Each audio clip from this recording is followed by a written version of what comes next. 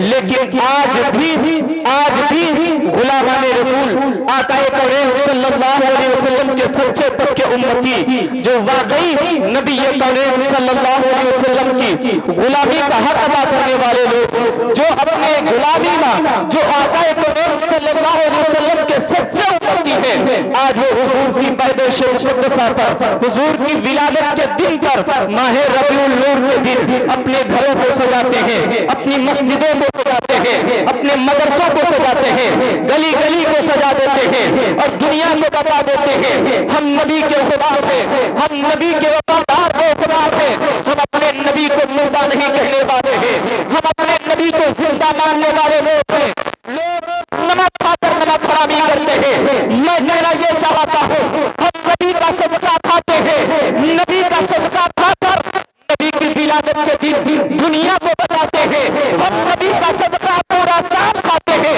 जिस दिन नबी की विलादत हुई है उस दिन हम अपने घरों में झंडा लहरा कर बताते हैं हम वो मुसलमान हैं, हम वो नबी के उम्मती हैं जिनका नबी आज भी जिंदा है। हम दुनिया को बताते हैं हम वो लोग बनाए जिनका नबी मर गया है, हमारा नबी जिंदा है। हम खुशियां अपने घरों से, मस्जिदों से, मदरसों से मनाएंगे, गलियां गलियां सजाएंगे, पूछे पूछे को सजा देंगे। हमारा मिजाज तो ये होगा हम तो चलेंगे तो हमारे चलने की अदा बोलेगी नबी नबी, हम खाएंगे तो हमारे खाने की अदा बोलेगी नबी नबी, हम पिएंगे तो हमारे पीने की अदा बोलेगी नबी नबी, हम चलेंगे तो हमारे चलने की अदा बोलेगी नबी नबी। और हम तुम दुनिया से जाएंगे तो आला हज़रत की बोली बोलेंगे, उन्हें माना उन्हें जाना, न रखा पैर से काम, लिल्लाहिल हम्द में दुनिया से मुसलमान। नारे तकबीर, नारे रिसालत, नारे रिसालत, जश्न ईद मिलादुन नबी, जश्न ईद मिलादुन नबी, नारे तकबीर, नारे रिसालत। सुभान अल्लाह, सुभान नबी के वो बात है, आला हज़रत की बोली बोलते हुए दुनिया से जाएंगे। दुनिया का आम इंसान कहेगा खुदा इंसान मर गया है, खुदा इंसान मर गया है, खुदा इंसान मर गया है। लेकिन मेरे आका फरमाएंगे आज मेरा सच्चा गुलाम आ रहा है जो दुनिया से वो बोली बोल रहा था, इन्हें माना इन्हें जाना, न रखा गैर से काम, लिल्लाहिल हम्द में दुनिया से मुसलमान गया, लिल्लाहिल हम्द में दुनिया से मुसलमान गया। ये लोग न जाने कौन सा नशा करके बैठे हैं जो नबी को मुर्दा लिखते हैं, नबी को मुर्दा कहते हैं। मैं कहना ये चाहता हूँ, मैं बताना ये चाहता हूँ साहिब, मैं आपसे ये कहना चाहता हूँ अगर मैंने आपसे दोस्ती की है और मैंने आपके साथ बैठकर खाना खाया है, आपके सामने तारीफ करते हैं तो बिल्कुल हक यही होना चाहिए कि आपके पीछे भी हम आपकी तारीफ करें, आपके जाने के बाद भी आपकी तारीफ करें।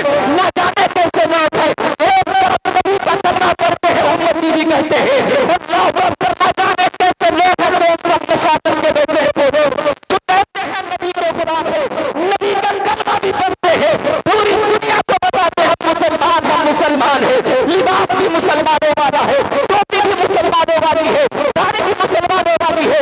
आज हमारी आवाम इसी के चक्कर में पड़ी है। मौलाना आप जिस बात को लेकर पड़े हैं वो भी तो नमाज पढ़ते हैं, आप भी नमाज पढ़ते हैं, वो भी हज करते हैं, आप भी हज करते हैं, जिनके ऊपर हज फर्ज है अल्लाह वो लोग हज करते हैं, आप जिस नमाज पर रोजा रखते हैं वो भी रोजा रखते हैं। फिर झगड़ा किस बात का है? साहिब बरादरी का झगड़ा नहीं है, नमाज का झगड़ा नहीं है, रोजे का झगड़ा नहीं है।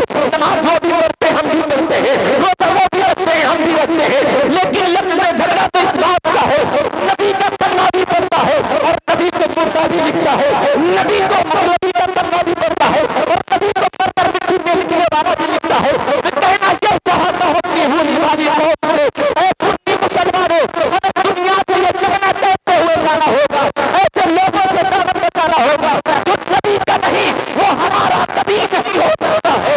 दुनिया वाला वो चाहे जितनी वफादारी करे जो प्रेम नबी का नहीं हो सकता है, जो नबी का सदका खा खा के वो भला उसके बच्चे पड़े, उसके बच्चे पड़े, जब वो हमारे नबी का नहीं तो हमारा नबी नहीं हो सकता। जिंदाबाद, जिंदाबाद, बहुत खूब, माशाअल्लाह, जिंदाबाद। आका कौनैन सल्लल्लाहु अलैहि वसल्लम की मिलाद में आने वालों जो लोग कहते हैं नबी मरकर मिट्टी में मिल गया, मैं उनसे कहना एक बात चाहता हूँ, बताओ हुजूर की विलादत से पहले पूरी दुनिया का हाल क्या था? पूरी दुनिया में क्या माहौल था, कैसा मिजाज था? तो शायद उन्होंने भी पढ़ा होगा किताबों में कि हुजूर की विलादत से पहले, हुजूर की पैदाइश मुक़द्दसा से पहले जानते हैं दुनिया का हाल क्या था? अल्लाह अकबर। जिस औरत का शौहर इंतकाल कर जाए उसके सर के बाल मुंडवा कर और गंदगी की जगह पर बिठा दिया जाता था। जिंदा बच्चियां जमीन में दरगोर हो जाती थी, दफन की जाती थी। आप बताएं जिस नबी की विलादत के सदक़े में हमको ये शऊर मिला हो। आज अगर दुनिया में एक भाई अपनी बहन को मानता हो तो ये मेरे नबी की मोहब्बत का सिला है कि मेरे नबी ने ये पैगाम दिया, अपनी बहनों को प्यार किया करो। अगर आज बाप अपनी बेटी से प्यार करता हो तो ये मेरे नबी का सदका है कि मेरे नबी ने फरमाया अपनी बच्चियों से प्यार किया करो, मेरी बेटी फातिमा मेरे जिगर का टुकड़ा है। अल्लाह अकबर। ये तमाम पैगाम बच्चियों से मोहब्बत करना, बीवियों से मोहब्बत करना, ये किसने बताया? ये मेरे आका ने इरशाद फरमाया, ये मेरे आका ने मोहब्बत का पैगाम दिया। मेरे आका सल्लल्लाहु अलैहि वसल्लम। आज हमारे लोगों में भी जो ना पढ़े लिखे लोग हैं वो कहते हैं बीबी के साथ खाना खाना ये क्या बात है? ये तो बीबी की गुलामी करना हो गया है। बीबी का झूठा पानी पीना, ये जिस थाली में बीबी खाना खा ले उसमें खाना खाना, ये तो बीबी की गुलामी करना हो गया। मैं कहता हूँ लोगों तालीम हासिल करो, मदरसों से अपने बच्चों को आरास्ता करो, मदरसों से अपने बच्चों को जोड़ कर रखो। अगर ऐसी बोली बोलते हो तो एक दिन वो देखना होगा कि हमारे समाज में हाफिज़ आलिम नहीं मिलेंगे, हमारे कौम में हाफिज़ आलिम नहीं मिलेंगे। अगर यही हाल रहा इंग्लिश मीडियम को ज्यादा फॉलो करने वाले लोग, मदरसों से अपने बच्चों को जोड़ो। मैं कहना ये चाहता हूँ आका करीम सल्लल्लाहु अलैहि वसल्लम की मोहब्बत दिल में बसा कर देखो। आका करीम सल्लल्लाहु अलैहि वसल्लम इरशाद फरमाते हैं कि मैं अपनी बीवी हज़रत आयशा सिद्दीक़ा रज़ियल्लाहु ताला अन्हा के साथ जब बैठ कर खाना खाया करते थे मेरे आका, जब मेरे आका हम मोमिनों की उम्मुल मोमिनीन हज़रत आयशा सिद्दीक़ा रज़ियल्लाहु ताला अन्हा के साथ बैठ कर खाना खाते तो मेरे आका इरशाद फरमाते, ए आयशा कहाँ होश लगाकर गिलास में तुमने पानी पिया है? फिर मेरे आका वहाँ होश लगाकर पानी पिया करते थे, साथ में बैठकर खाना खाया करते थे। आप बताएं बीबी के साथ बैठकर खाना खाना ये किसने सिखाया? बीबी से मोहब्बत करना ये किसने सिखाया? माँ से मोहब्बत करना ये किसने सिखाया? बेटी से मोहब्बत करना ये किसने सिखाया? बहन से मोहब्बत करना ये किसने सिखाया? ये सब मेरे आका की देन है। हुजूर ना तशरीफ लाते तो आज दुनिया में किसी के अंदर जीने का कोई तरीका शऊर न होता। हुजूर तशरीफ लाए हमको जीने का तरीका मिल गया। हुजूर तशरीफ लाए हमको पानी पीने का तरीका मिल गया। हुजूर तशरीफ लाए हमको खाना खाने का तरीका मिल गया। हुजूर तशरीफ लाए हमको दुनिया में रहने का तरीका मिल गया। साहिब ये सब मेरे नबी का सदका है, आका कौन सल्लल्लाहु अलैहि वसल्लम का सदका है। और एक बात बता दूं आपको, आका करीम सल्लल्लाहु अलैहि वसल्लम के दीवाने हुजूर के सहाबी है, नाम दहिया कल्बी है। वो दहिया कल्बी आका करीम सल्लल्लाहु अलैहि वसल्लम, मेरे आका सल्लल्लाहु अलैहि वसल्लम ने दहिया कल्बी को देखा। फिर मेरे आका ने मौला की बारगाह में हाथ उठाया, ऐ खालिक कायनात, ऐ खालिक कायनात, ये इतना खूबसूरत इंसान जहन्नम की आग में जलेगा। ऐ मौला इसको कलमा पढ़ा दे, ऐ परवरदिगार इसको मज़हब इस्लाम से जोड़ दे, ऐ परवरदिगार इसको मेरे दामन से जोड़ दे। इतना कहना था, मेरे पैगंबर ने दुआ मांगी, पैगंबर ने दुआ मांगी। सुबह का सूरज शुरू हुआ, दहिया कल्बी हुजूर की बारगाह में हाजिर हो गए। अर्ज़ करते या रसूल अल्लाह मुझे कलमा पढ़ाइए। मेरे आका ने दहिया कल्बी को कलमा पढ़ाया और कलमा पढ़ाकर दाखिल इस्लाम कर लिया। दाखिल इस्लाम होने के बाद दहिया कल्बी अर्ज़ करते हैं या रसूल अल्लाह, सीधा तौबी वाली या रसूल अल्लाह, मेरे औलाद कुर्बान हो जाए आपके सामने मुकद्दसा पर। मेरे आका मैं अर्ज़ ये करना चाहता हूँ मेरे पैगंबर, मैंने जब कलमा नहीं पढ़ा था, मैं जब दाखिल इस्लाम नहीं हुआ था, मुझसे बड़े बड़े गुनाह हुए थे। मेरे आका क्या मेरा रब मेरे गुनाहों को बख्श देगा? जब मेरे आका ने फरमाया बता दहिया तुझसे क्या गुनाह हुए हैं? दहिया कल्बी अर्ज़ करते या रसूल अल्लाह मैं अपने कबीले का सरदार हूँ। ऐ या रसूल अल्लाह मैं अपने कबीले का सरदार हूँ। न जाने कितनी पीछियों को जिंदा जमीन में दफन कर दिया है। ऐ परवरदिगार, ऐ अल्लाह के रसूल, क्या रब ताला मेरे गुनाहों को बख्श देगा? क्या रब ताला मेरे गुनाहों को बख्श देगा?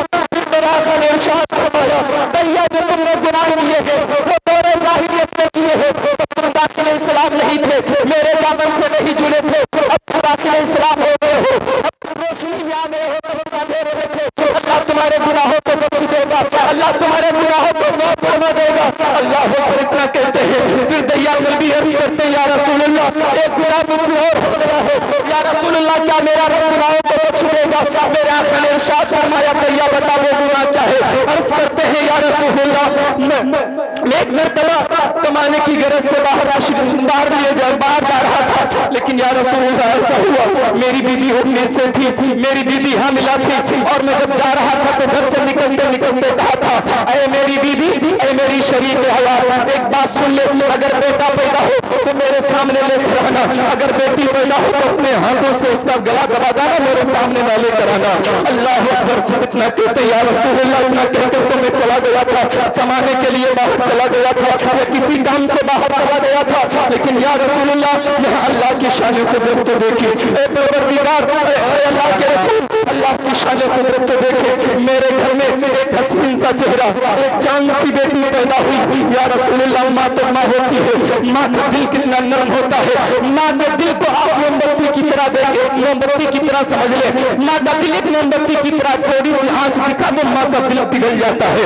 माँ बेटे से चाहे जितना नाराज हो, माँ अगर बेटा प्यार से एक बार माँ कह दे दिल भर के तो माँ का कलेजा फट कर रह जाता है। आ मेरे बेटे मेरे सीने से लग जा, मेरे बेटे मेरे सीने से लग जा। एक माँ अपनी बेटी का गला कैसे दबा सकती है? अल्लाह को जिस माँ ने शिकम में 2 महीने रखा हो, वो बच्ची दुनिया में आई है, और बताओ वो माँ कैसी होगी तो अपनी बच्ची को अपने हाथ से गला दबा सकती है? गला तो ऐसी माँ है दुनिया में, कोई तारीख लिखने वाला उस खातून ने तो ये सोचा होगा, कोई तारीख लिखने वाला, कोई रिवाज लिखने वाला लिखेगा तो क्या लिखेगा? एक माँ ने अपनी बेटी का गला दबा दिया था। या रसूलुल्लाह, जब मेरे घर में बच्ची पैदा हुई, या रसूलुल्लाह, जब मेरे घर में बच्ची पैदा हुई तो मेरी बीबी ने अपने पास तो नहीं रखा, लेकिन पड़ोसन के घर दे दिया था। पड़ोसन के घर मेरी बच्ची प्रमाण कर रही थी, पड़ोसन के घर मेरी बच्ची पल रही थी, और उसके पलने का खर्चा मेरी बीबी दे रही थी। कुछ दिनों के बाद मैं जब लौट कर आया, मैंने अपनी बीबी से कहा, मेरी शरीक हयात, ऐ मेरी बीबी ये बता कि मेरे आंगन में क्या पैदा हुआ था? बेटा पैदा बेटी थी? कहा बेटी पैदा हुई थी, मैंने उसको मार दिया था, जैसा कि आपने कहा था वैसे मैंने कर दिया था। बड़ी खूबसूरत बेटी थी, बड़ी हसीन बेटी थी, चांद सा चेहरा था, लेकिन आपने कहा था तो मैंने उसको मार दिया था। झूठ बोल दिया अपने शौहर से अपनी बच्ची को बचाने के लिए। अल्लाह अपना कहना था, कहा बहुत अच्छा किया तुमने मार दिया, अगर ना मारा होता तो शायद मैं न मार देता, इतनी बड़ी हो जाती तो हमने मार देता। अल्लाह अकबर। कई दिन गुजर गए, बच्ची वो कभी कभी तलाक से इसके घर खेलने को आ जाया करती थी, और जब खेलने को आती आहिस्ता आहिस्ता वो कभी कभी प्यार भी करने लगा, और जब धीरे धीरे प्यार करने लगा तो एक दिन बीबी ने कहा, शाम को एक दिन बीबी ने कहा, अरे मेरे सरताज, अगर आपने ये न कहा होता कि बच्ची को मार देना,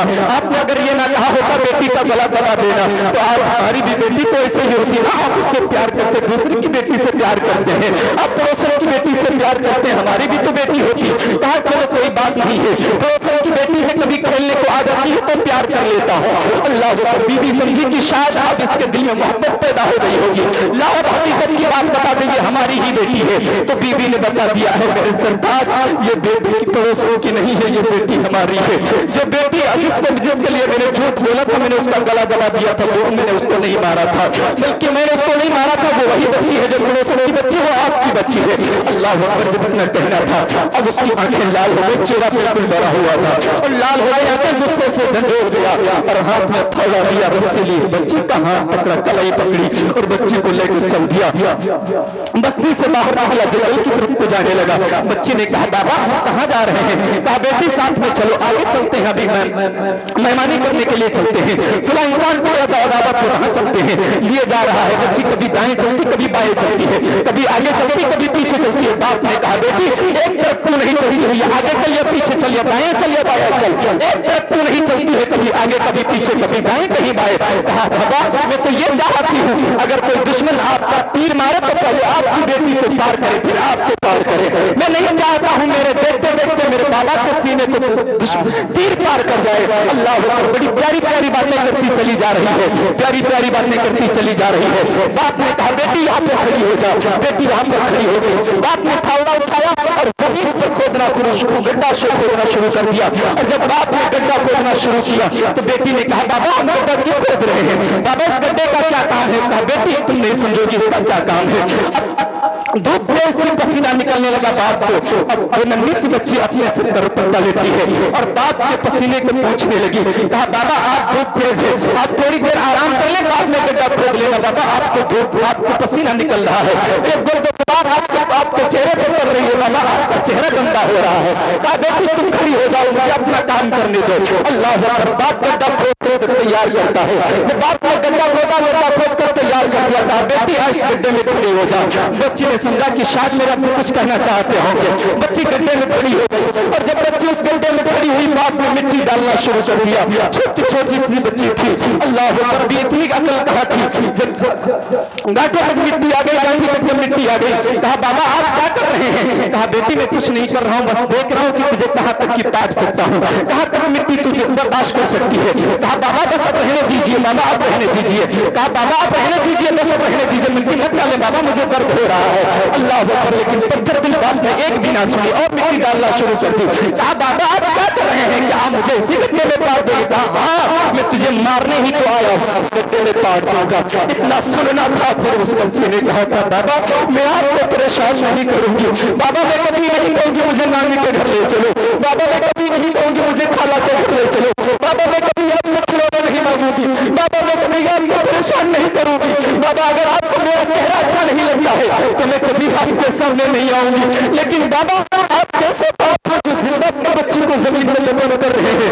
बाबा आप मुझे रहने दीजिए, बाबा आप मुझे जिंदा जमीन में दफन करें। लेकिन बाप ने पत्थर दिल बाप ने एक भी ना सुनी, मिट्टी डालता रहा जहाँ तक कि जब गर्दन तक मिट्टी पड़ गई। अल्लाह अकबर, तो बच्ची ने रो के कहा था ऐ खालिक कायनात, कब तक कि मुझ जैसी बच्चियां जिंदा जमीन में दफन की जाएंगी? ऐ परवरदिगार आलम, कब तक कि मुझ जैसी बच्चियां जिंदा जमीन में दफन की जाएंगी? ऐ परवरदिगार आलम, तेरा आखिरी पैगंबर कब आएगा? ऐ परवरदिगार आलम, तेरा आखिरी पैगंबर कब आएगा? ऐ परवरदिगार आलम, तेरा आखिरी पैगंबर कब आएगा? इधर जमीन रो रही है, उधर आसमान रो रहा है, उधर बच्चियां रो रही है, माँ की गोद में हो रही है, माँ रो कर दुआ कर रही है। कौन पैगंबर जिसकी खबर आदम अलैहिस्सलाम लेकर आए? कौन पैगंबर जिसकी खबर हज़रत मूसा लेकर आए, जिसकी खबर हज़रत मूसा लेकर आए, जिसकी खबर हज़रत इब्राहीम लेकर आए, जिसकी खबर हज़रत मूसा लेकर आए, जिसकी खबर हज़रत इस्माइल लेकर आए, जिसकी खबर हज़रत यूसुफ लेकर आए? तमाम नबी जिस नबी की खबरें लेकर आते रहे, आखिरी नबी आएगा, आखिरी नबी आएगा, आखिरी नबी आएगा, उसकी अलामतें देखो। जब वो नबी तशरीफ लाएगा, अल्लाह अकबर, तो दुनिया का माहौल ऐसा होगा कि कई सौ साल गुजर चुके होंगे, कोई नबी ना आया होगा, पूरी दुनिया में अंधेरा होगा। लेकिन जब वो नबी तशरीफ लाएगा तो पूरी दुनिया को उजाला होगा। जब ये फरमाते हैं, जब हम तुझसे पाते हैं, सब पाने वाले तेरा दिल भी चमका दे, मेरा दिल भी चमका दे, चमकाने वाले, मेरा दिल भी चमका दे, चमकाने वाले। वो नबी तशरीफ लाया, पूरी कायनात में, पूरी दुनिया में उजाला ही उजाला हो गया। इतनी रोशनी हो गई, इतनी रोशनी हो गई। फिर मेरे नबी के बाद, फिर मेरे नबी के बाद कोई नबी नहीं आएगा, फिर मेरे नबी के बाद कोई नबी नहीं आएगा। मेरा नबी खातमुन नबीयीन है, मेरे नबी के बाद कोई नबी, कोई रसूल दुनिया में नहीं आएगा। लेकिन दुनिया का माहौल और मिजाज आज भी तो देखिए, जैसे मेरे आका सल्लल्लाहु अलैहि वसल्लम ने पहले हम साहबा इकराम को बताया कि ये और ये और ये तरीका बा तरीका। आज हमको चाहिए अपने बच्चों को इल्म दीन सिखाएं, बहुत ज्यादा कोशिश करें अपने बच्चों को हाफिज और आलिम बनाने में। क्यों? इन्हीं के जरिए से दीन आगे बढ़ना है। ये हाफिज कुरान, ये आलिम दीन। वक्त बहुत दामनगीर है, मैं अल्लाह की बारगाह में इल्तिजा करता हूँ, अरीजा पेश करता हूँ। खालिक कायनात, मेरे बोलने में अगर किसी भी तरह की कोई भी खता, लफ्ज़िश गलती हुई हो, मौला अपने महबूब के सदक़े रसूल से माफ़ फरमाए। वमा अलैना इल्लल बलाग। अस्सलामु अलैकुम व रहमतुल्लाहि व बरकातुहू।